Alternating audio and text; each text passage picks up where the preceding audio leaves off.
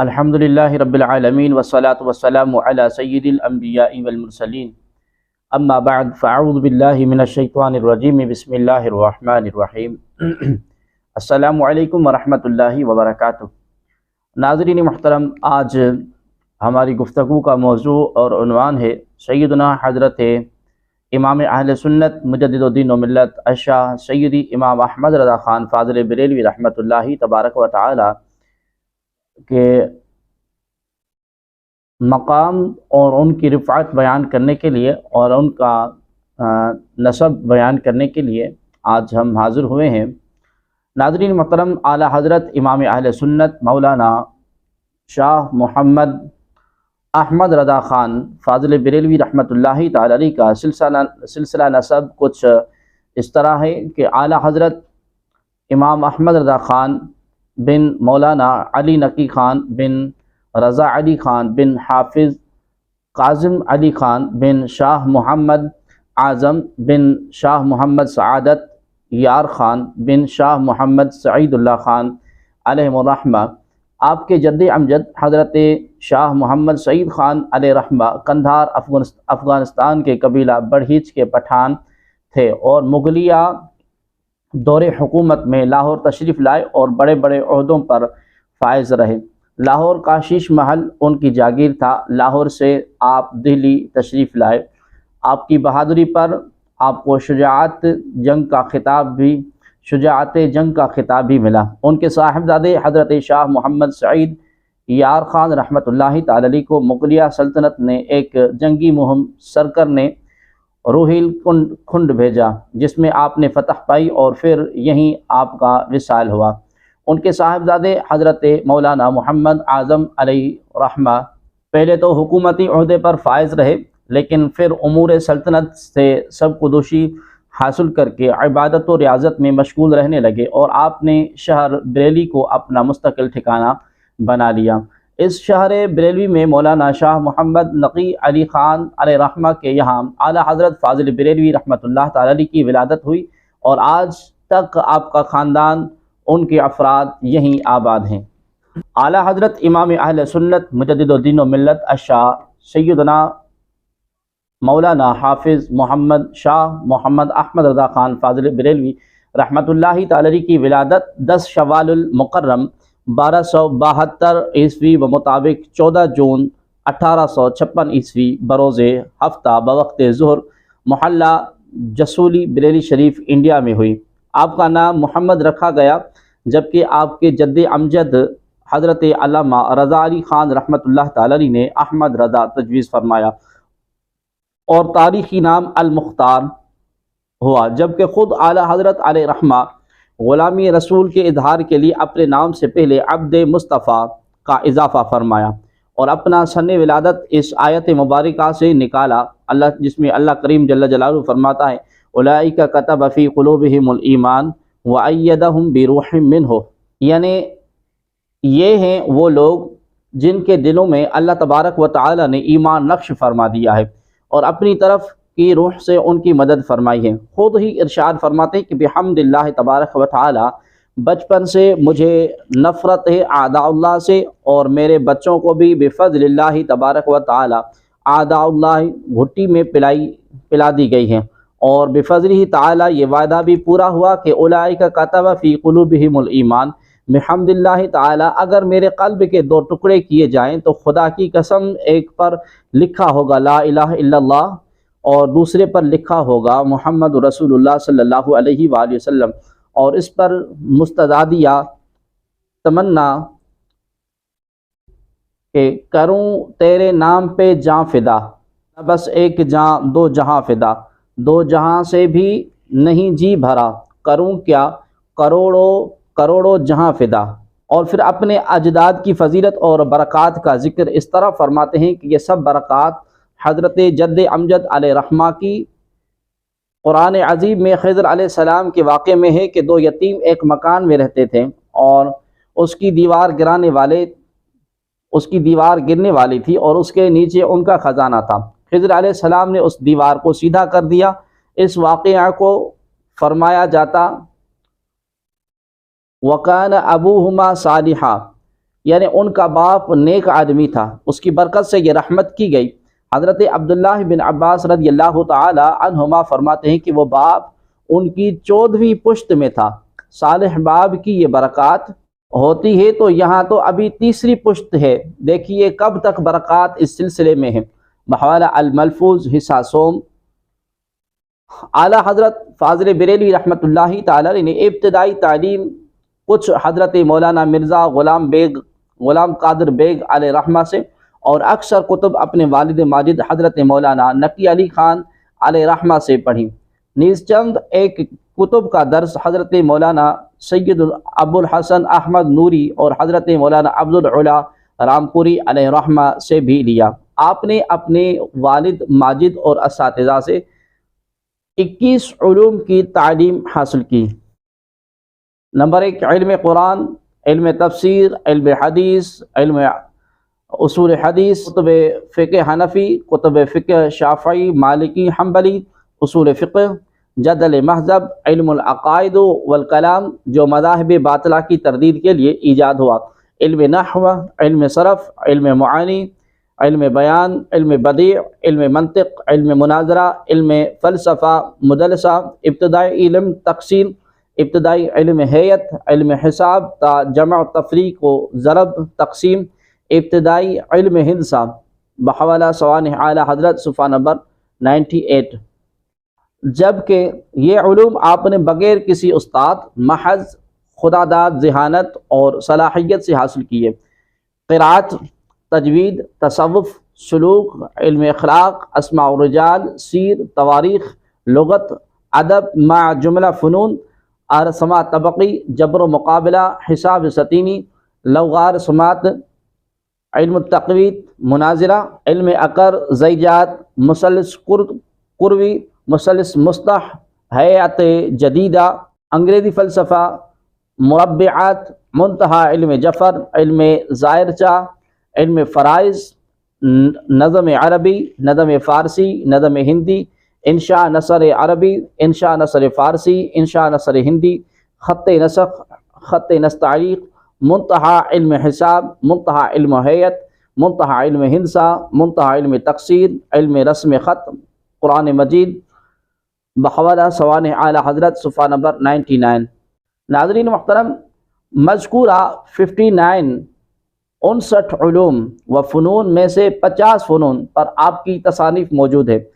ذہانت کا یہ عالم تھا کہ دوران تعلیم صرف 8 برس کی عمر میں علم نحو کی کتاب ہدایت النحو کی شرح عربی زبان میں لکھ دی، اور محض 13 سال 10 ماہ اور 5 دن کے عمر شریف میں مروجہ علوم و فنون کی تکمیل کر کے 14 شعبان 1286 ہجری بمطابق 19 نومبر 1869 عیسوی کو سند فراغت حاصل کی۔ اسی روز مسئلہ رضاعت پر ایک فتویٰ تحریر فرما کر والد ماجد کی خدمت پیش کیا۔ والد ماجد نے لائق اور ذہین بیٹے کی تحریر اور فتویٰ ملاحظہ فرما کر تحسین فرمائی، اور اس دن سے فتویٰ نویسی کی خدمت آپ کے سپرد کر دی۔ دینی علوم کے علاوہ دنیاوی علوم میں بھی آپ کو مہارت حاصل تھی کہ بڑے بڑے ماہر و فن آپ کے سامنے طفل مکتب نظر آتے تھے۔ چنانچہ علی گڑھ مسلم یونیورسٹی کے وائس چانسلر، جنہوں نے ہندوستان کے علاوہ یورپ کے ممالک میں تعلیم پائی تھی اور ریاضی میں کمال حاصل کیا تھا اور ہندوستان میں کافی شہرت رکھتے تھے، اتفاق سے ان کو ریاضی کے کسی مسئلے میں اشتباہ ہوا۔ ہر چند کوشش کی مگر وہ مسئلہ حل نہ ہوا۔ چونکہ صاحب حیثیت تھے اور علم کے شائق، اس لیے قصد کیا کہ جرمن جا کر اس کو حل کریں۔ حسن اتفاق سے انہوں نے حضرت مولانا سید سلیمان اشرف صاحب بہاری، پروفیسر دینیات مسلم یونیورسٹی سے اس کا ذکر کیا۔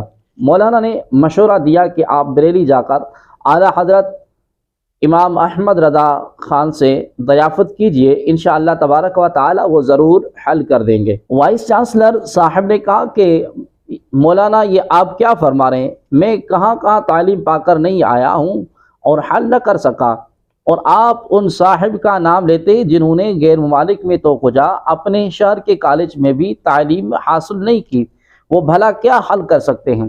2-4 روز کے بعد مولانا سید سلیمان اشرف صاحب نے ان کو پریشان دیکھ کر دوبارہ یہی مشورہ دیا لیکن وائس چانسلر صاحب نے کہا کہ وہ کیا حل کر سکتے ہیں اور یورپ جانے کا سامان شروع کر دیا۔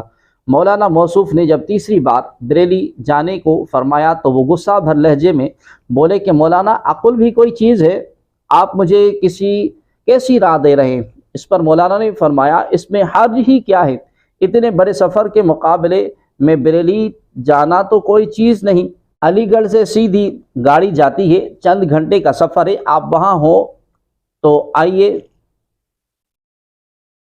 پھر تو ان کی سمجھ میں بھی بات آ گئی، چنانچہ مولانا سید سلیمان اشرف صاحب ان کو لے کر مارارا شریف پہنچے اور وہاں سے اعلیٰ حضرت کے پیرزادہ والا درجات حضرت سید مہدی حسن شاہ صاحب سجادہ نشین کو لے کر بریلی شریف اعلیٰ حضرت کے دورہ خدا پر پہنچے۔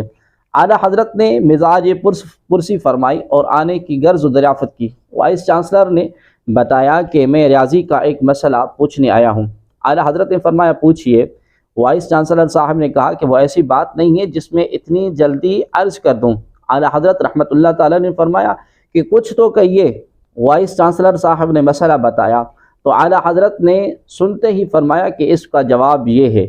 یہ سن کر ان کو حیرت ہو گئی اور گویا آنکھ سے پردہ اٹھ گیا، بے اختیار بول اٹھے کہ میں سنا کرتا تھا کہ علم لدنی بھی کوئی چیز ہے، آج آنکھ سے دیکھ لیا۔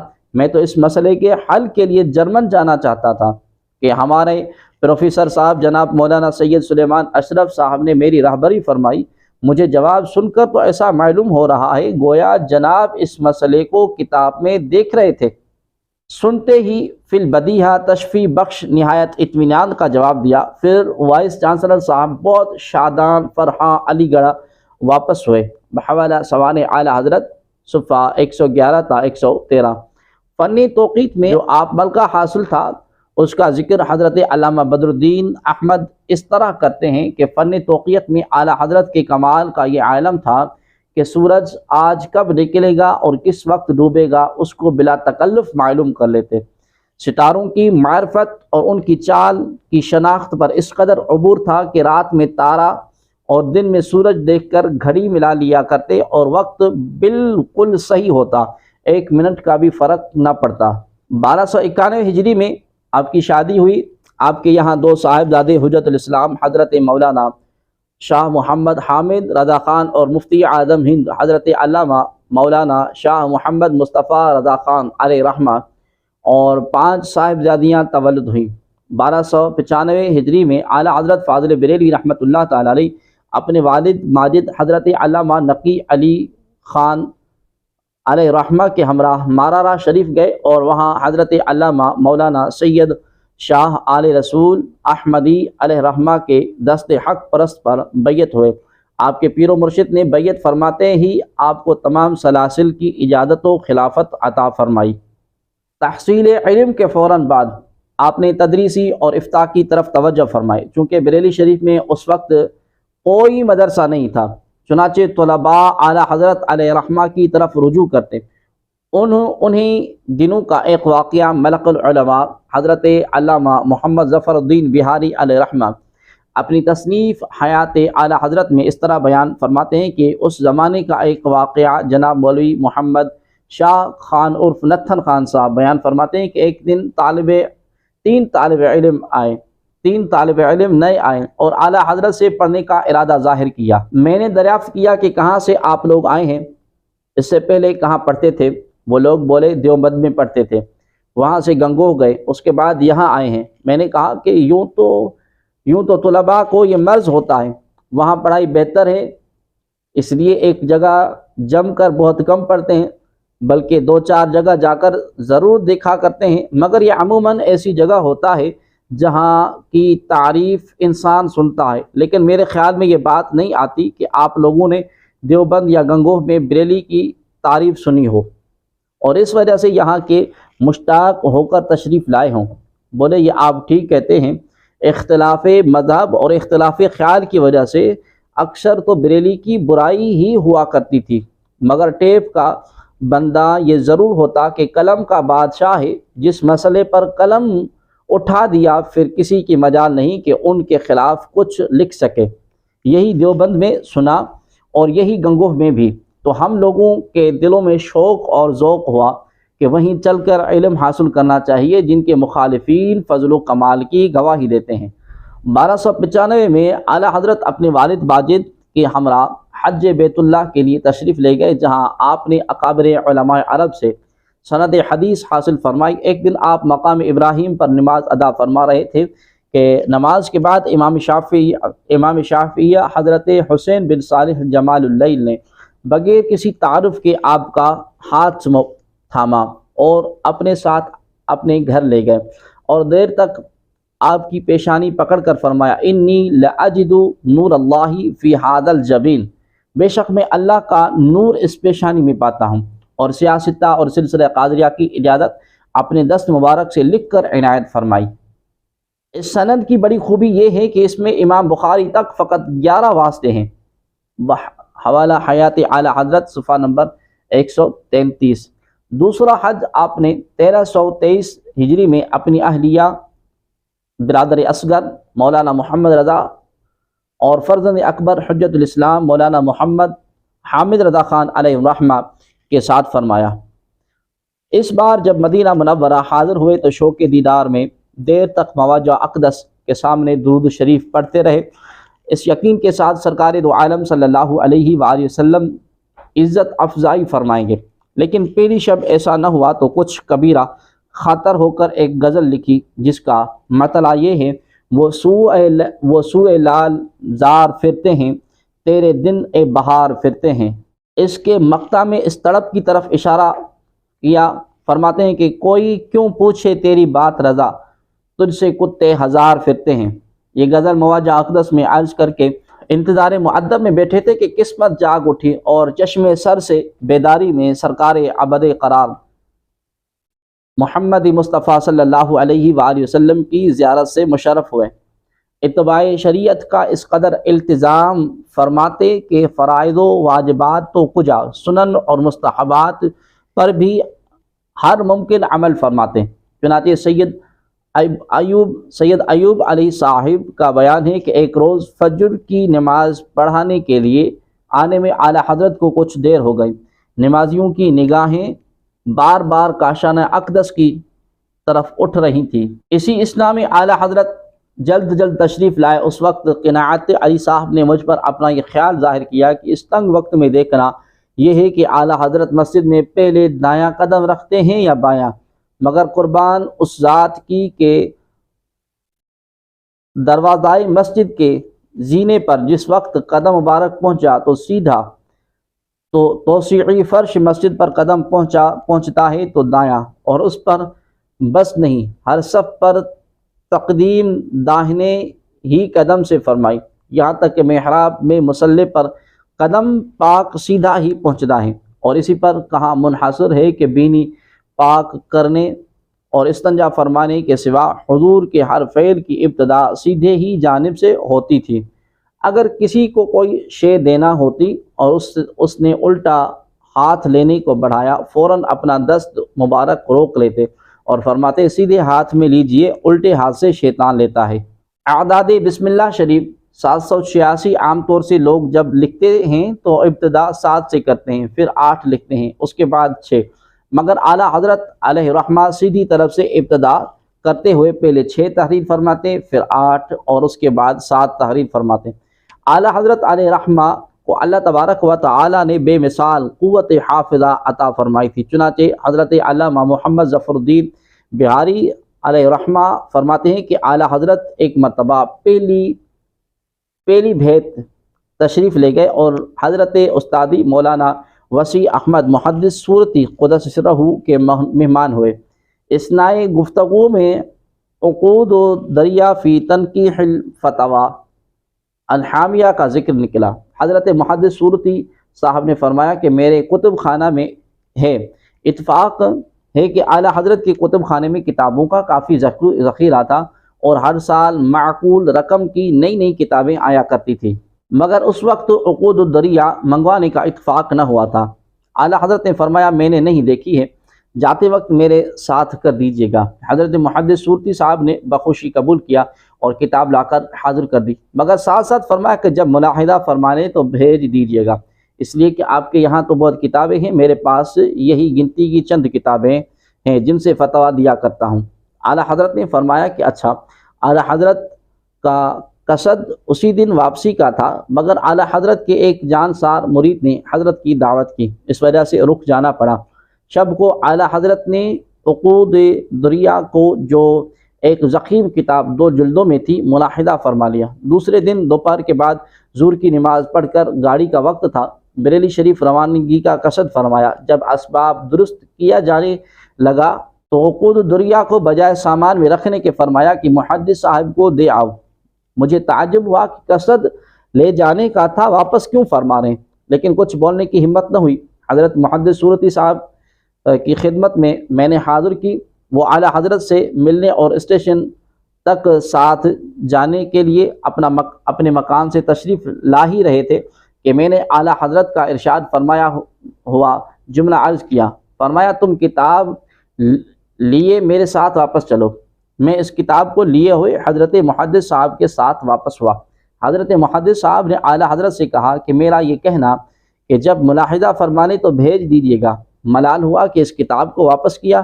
فرمایا قصد بریلی ساتھ لے جانے کا تھا، اور اگر کل ہی جاتا تو اس کتاب کو ساتھ لے جاتا، لیکن جب کل جانا نہ ہوا تو شب میں اور صبح کے وقت پوری کتاب دیکھ لی، اب لے جانے کی ضرورت نہیں ہے۔ حضرت محدث صورتی صاحب نے فرمایا کہ بس ایک مرتبہ دیکھ لینا کافی ہو گیا۔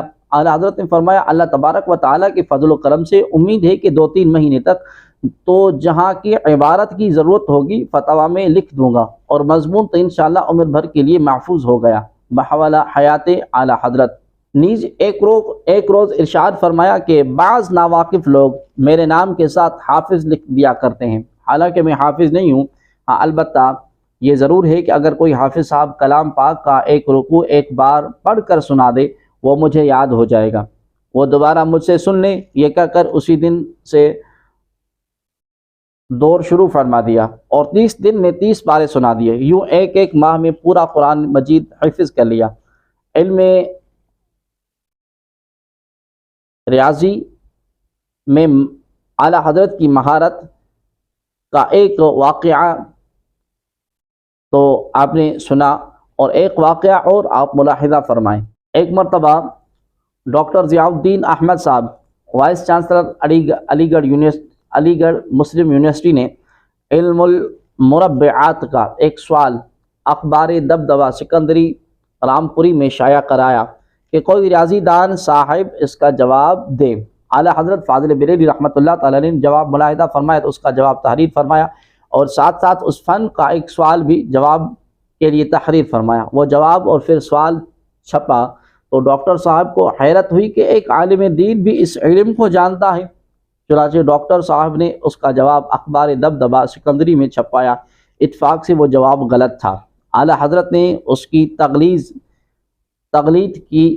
متحیر تو ڈاکٹر صاحب پہلے ہی تھے، اب ان کو سخت تعجب ہوا کہ ایک عالم دین صرف جانتا ہی نہیں بلکہ اس میں کمال رکھتا ہے۔ دیکھ کر ڈاکٹر صاحب کو اعلیٰ حضرت سے ملنے کا اشتیاق پیدا ہوا۔ چنانچہ خط کے ذریعے اعلیٰ حضرت سے اجازت طلب کر کے ڈاکٹر صاحب بریلی شریف حاضر ہوئے۔ اعلیٰ حضرت نے اپنا ایک کلمی رسالہ جس میں اکثر اشعار مثلث اور دوائر کے بنے تھے ڈاکٹر صاحب کو دکھایا۔ ڈاکٹر صاحب نے نہایت حیرت اور استعجاب سے اسے دیکھا اور بالآخر فرمایا کہ میں نے اس علم کو حاصل کرنے کے لیے غیر ممالک کے اکثر سفر کیے، مگر یہ باتیں کہیں بھی حاصل نہیں ہوئی۔ میں تو اپنے آپ کو بالکل طفل مکتب سمجھ رہا ہوں۔ مولانا یہ تو فرمائیے کہ آپ کا اس فن میں استاد کون ہے؟ اعلیٰ حضرت نے ارشاد فرمایا کہ میرا کوئی استاد نہیں، میں نے اپنے والد ماجد علیہ رحمہ سے صرف 4 قاعدے جمع، تفریق، ضرب، تقسیم محض اس لیے سیکھے کہ ترکے کے مسائل میں ان کی ضرورت پڑتی ہے۔ شرح چغمینی شروع کی تھی کہ حضرت والد ماجد نے فرمایا کیوں اپنا وقت اس میں صرف کرتے ہو؟ مصطفیٰ پیارے صلی اللہ علیہ وآلہ وسلم کے سرکار سے یہ تم کو خود ہی سکھا دیے جائیں گے۔ چنانچہ یہ جو کچھ آپ دیکھ رہے ہیں سرکار دو عالم صلی اللہ علیہ وآلہ وسلم کا کرم ہے۔ اعلیٰ حضرت فاضل بریلوی رحمۃ اللہ تعالی کا غلبہ علم کا یہ عالم تھا کہ جب صدر الشریعہ بدر الطریقہ مولانا حکیم محمد امجد علی اعظمی علیہ رحمہ مصنف بہار شریعت نے قرآن مجید کی صحیح اردو ترجمے کی ضرورت کو محسوس کرتے ہوئے عرض کی تو اعلیٰ حضرت نے کثیر مشاغل دینیہ کی وجہ سے فرصت نہ پاتے ہوئے فرمایا کہ اتنا وقت تو نہیں، لیکن شام میں کاغذ قلم اور دوات لے کر آ جایا کریں۔ چنانچہ حضرت صدر الشریعہ حاضر ہو جاتے اور جتنا ممکن ہوتا اعلیٰ حضرت بغیر کسی تفسیر و لغت کے فی البدیہہ ترجمہ ارشاد فرماتے جاتے، جیسے کوئی حافظ قرآن فرفر قرآنی آیات پڑھتا جاتا ہے۔ بعد میں صدر الشریعہ اس ترجمے کو دیگر تفاسیر سے ملاتے تو یہ دیکھ کر حیران رہ جاتے کہ اعلیٰ حضرت کا یہ فی البدیہہ ترجمہ معتبر تفاسیر کے عین مطابق ہے۔ اعلیٰ حضرت فاضل بریلوی علیہ رحمہ نے تقریباً 50 علوم و فنون پر 1000 سے زائد کتب تسلیم فرمائے۔ ان علوم میں سے بعض تو ایسے ہیں جن کے آپ موجد تھے، اور بعض ایسے ہیں کہ آپ کے وصال کے بعد اب ان علوم کی ادنیٰ معلومات رکھنے والا بھی کوئی نظر نہیں آتا۔ نیز مختلف فنون کی 150 کے قریب مشہور کتابوں پر آپ نے حواشی تحریر فرمائے جو کسی طرح بھی مستقل تصانیف سے کم نہیں۔ آپ کا اردو ترجمہ کنز الایمان آپ کی قرآن فہمی کا بین ثبوت ہے، جبکہ میدان فقاہت میں اور تحقیق میں آپ کا عظیم علمی شاہکار آپ کا مجموعہ فتاوی رضویہ جو پرانی طباعت میں جہازی سائز کے 12 جلدوں پر مشتمل اور کئی ہزار صفحات پر پھیلا ہوا ہے، جبکہ جدید طباعت میں 30 جلدوں پر مشتمل ہے۔ آپ کے فتوا کو دیکھ کر مکہ مکرمہ کے جلیل القدر عالم دین حضرت مولانا سید اسماعیل بن سید خلیل علیہ رحمہ کو کہنا پڑا کہ اگر امام اعظم ابو حنیفہ اس ہستی کو دیکھتے تو اپنے اصحاب میں شامل فرما لیتے، اور آپ کا تیسرا شاہکار آپ کا مجموعہ نعت ہدایت کے بخشش ہے جو فن شاعری میں اپنی مثال آپ ہے۔ یہ حقیقت ہے کہ اعلیٰ حضرت امام احمد رضا خان محدث بریلوی علیہ رحمہ کو جتنی بھی علوم حاصل تھے ان میں سے بہت ہی کم حصہ کسبی تھا، اکثر علوم و فنون وہبی اور عطائی تھے۔ یہی وجہ تھی کہ کیسا ہی سوال آتا، چاہے اس کا تعلق لوگار، تھم، فلکیات، ارضیات، معدنیات، طب، معاشیات، بنکاری، جغرافیہ، عمرانیات کسی شعبے سے ہوتا، یہ نہ کہا جاتا کہ اس شعبے سے ہمارا تعلق نہیں، بلکہ اس کا ایسا تسلی بخش جواب دیا جاتا کہ اس فن کے ماہرین دیکھ کر حیران رہ جاتے۔ اور اسی طرح نہ صرف لوگوں کی رہنمائی فرمائی بلکہ اس دور میں اٹھنے والے فتنوں کا سدباب کیا، جبکہ اس وقت مسلمانوں نے پاک و ہند کے مذہبی، سیاسی، معاشی اور تمدنی نظریات روایات پر تابر توڑ حملے کیے جا رہے تھے۔ ایک طرف برس سے قائم مسلمانوں کے عقائد اور معمولات کو کفر و شرک ٹھہرایا جانے لگا۔ حضور صلی اللہ علیہ وآلہ وسلم کے خاتم النبیین ہونے کے نئے معنی وضع کیے جا رہے تھے، کہیں قرآن پر، کہیں حدیث پر، کہیں ائمہ دین پر، تو کہیں اولیاء کاملین پر اعتراض کیے جا رہے تھے، تو دوسری طرف مسلمانوں کو ہندوؤں کے قریب لا کر ہندوؤں کو خوشنودی کے لیے گائے کی قربانی ترک کر کے شعائر اسلام کو مٹانے کی کوشش کی جا رہی تھی۔ تحریک خلافت اور تحریک ترک موالات کے پردے میں مسلمانوں کو بے دستہ اور پاک کیا جا رہا تھا۔ تحریک ہجرت چلا کر مسلمانوں کو ان کی زمینوں اور جائیدادوں سے محروم کیا جا رہا تھا، انگریزی اور ہندوانہ تہذیب کو مسلط کیا جا رہا تھا۔ جبکہ گاندھی نے متحدہ قومیت کا نعرہ لگایا تو بڑے بڑے نامور لوگ اس سازش کو نہ سمجھ سکے اور گاندھی کی آندھی میں بہہ گئے۔ اس وقت اعلیٰ حضرت عظیم البرکت مولانا امام احمد رضا خان فاضل بریلوی رحمۃ اللہ تعالی علیہ تھے، جنہوں نے دو قومی نظریہ کا علم بلند کیا اور اپنی مجددانہ شان کے ساتھ ان اعدائے دین و ملت کو اس طرح للکارا کہ کل کے رضا ہے خنجر و خون خار، بر کے بار اعداء سے کہہ دو کہ خیر منائے نہ شر کریں۔ غرض یہ کہ ہر محاذ پر آپ نے باطل اور فتنہ پرور لوگوں اور جماعتوں کا تنہا ڈٹ کر مقابلہ کیا اور چومکھی لڑائی لڑی۔ اعلیٰ حضرت فاضل بریلوی رحمۃ اللہ تعالی علیہ نے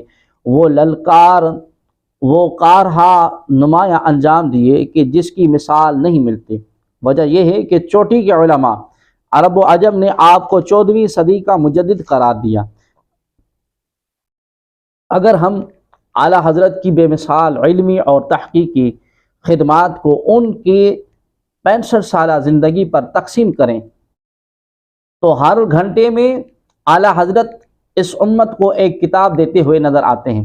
بلا شبہ یہ وہ خدمات ہیں جو کوئی ادارہ اور انسٹیٹیوٹ ہی کر سکتا ہے، جسے بریلی کی سرزمین کے اس بوریا نشین نے تن تنہا کر کے دکھایا کہ سچ کہا ہے کسی نے کہ وادی رضا کی کوہ ہمالہ رضا کا ہے، جس سمت دیکھیے وہ علاقہ رضا کا ہے۔ اگلوں نے بہت کچھ لکھا ہے کہ علم دین پر، لیکن جو اس صدی میں ہے تنہا رضا کا ہے۔ اعلیٰ حضرت علیہ رحمہ نے اپنے وصال سے تقریباً 5 ماہ قبل کوہ بھوالی پر 3 رمضان المبارک 1339 ہجری کو اپنے وصال کی تاریخ اس آیت کریمہ سے نکالی، وَيُطَافُ عَلَيْهِمْ بِآنِيَةٍ مِّن فِضَّةٍ وَأَكْوَابٍ، یعنی خدام چاندی کے برتن اور آب خورے لے کر جنت میں ان کے گرد گھوم رہے ہیں۔ اور پھر اپنا مشن پورا کر کے 25 صفر المظفر 1340 ہجری بمطابق 1921 عیسوی بروز جمعۃ المبارک کو 2:38 پر عین اذان جمعہ کے وقت حی علی الفلاح کا نغمہ جاں فضا سن کر داعی اجل کو لبیک کہا، انا للہ و انا الیہ راجعون۔ ناظرین محترم، فروغ اہل سنت کے لیے امام اہل سنت کا 10 نکاتی پروگرام جو آپ نے ملاحظہ فرمایا، نمبر 1 عظیم الشان مدارس کھولے جائیں، باقاعدہ تعلیمیں ہوں۔ نمبر 2 طلباء کو وظائف ملیں کہ خواہی نخواہی گرویدہ ہوں۔ نمبر 3 مدرسین کی بیش قرار تنخواہیں ان کی کارروائیوں پر دی جائیں۔ نمبر 4 تباہ طلباء کی 5 طلباء کی جانچ ہو، جو جس کام کے زیادہ مناسب دیکھا جائے معقول وظیفہ دے کر اس میں لگایا جائے۔ نمبر 5 ان میں جو تیار ہوتے جائے تنخواہیں دے کر ملک میں پھیلائے جائیں کہ تحریر و تقریر اور وعظ اور مناظرہ اشاعت دین و مذہب کریں۔ نمبر 6 حمایت مذہب و رد مذہبہ میں مفید کتاب رسائل مصنفوں کو نذرانے دے کر تصنیف کرا جائیں۔